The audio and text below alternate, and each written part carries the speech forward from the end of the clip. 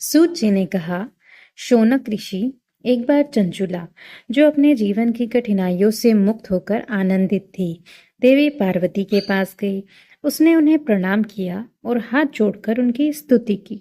चंचुला ने कहा, हे गिरिजा कुमारी, हे उमा देवी, आपकी कृपा से सभी को सुख मिलता है।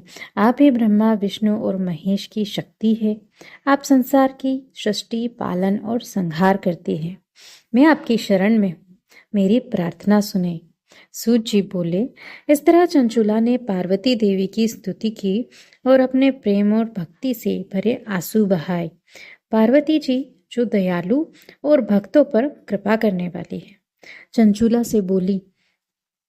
पार्वती जी ने कहा, हे सखी चंचुला, मैं तुम्हारी प्रार्थना से प्रसन्न हूँ। जो चाहती हो मांगो। चंचुला ने हाथ जोड़कर कहा, हे माँ, मेरे पति बिंदु कहाँ हैं और उनकी क्या दशा है? वह पाप में डूबे रहते हैं और मुझसे पहले ही मर गए। कृपया उनकी मुक्ति का कोई उपाय बताइए। पार्वती जी ने कहा, चंचुला, तुम्हारे पति बिंदुक बहुत पापी थे। वह वेश्यागामी थे, नित्य कर्म नहीं करते थे और दूसरों को कष्ट देते थे।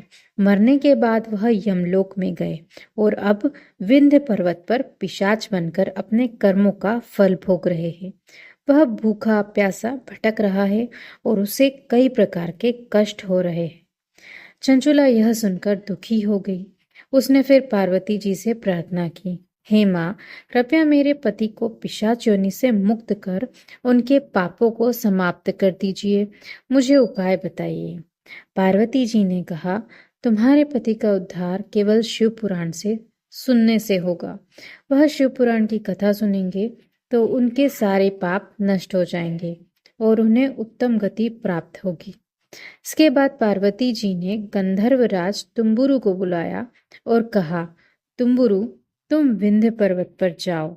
वहां बिंदुक पिशाच बना हुआ है। उसे शिव पुराण सुनाओ और उसकी मुक्ति सुनिश्चित करो। कथा समाप्त होने पर उसे मेरे पास ले आना। तुम्बुरु देवी पार्वती के आदेश से बहुत खुश हुए। उन्होंने चंचुला को साथ लिया और विमान में बैठकर विंध्य पर्वत पहुंचे। वहां उन्होंने बिंदुक पिशाच को देखा।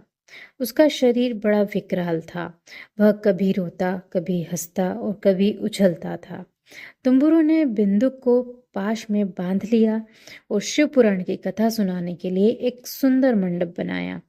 कथा का समाचार पूरे ब्रह्मांड में फैल गया। कथा सुनने के लिए देवता, ऋषि और अन्य भक्त वहां आए। तुम्बुरु ने शिव पुराण की सातों संहिताओं की कथा सुनाई। कथा सुनते ही बिंदु के सारे पाप नष्ट हो गए।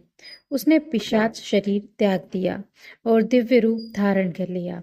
उसका शरीर गौर वर्ण हो गया, श्वेत वस्त्र पहन लिए और दिव्य आभूषणों से सुशोभित हो गया। अब वह दिव्य विमान में चढ़कर अपनी पत्नी चंचुला के साथ शिव धाम गया। वहां भगवान शिव और माता पार्वती ने उसका स्वागत किया। बिंदुक भगवान शिव का पार्षद बन गया और चंचुला माता पार्वती की सखी। इस प्रकार बिंदुक और चंचुला ने शिव धाम में स्थायी निवास पाया और सदा के लिए आनंदमय जीवन जीने लगे।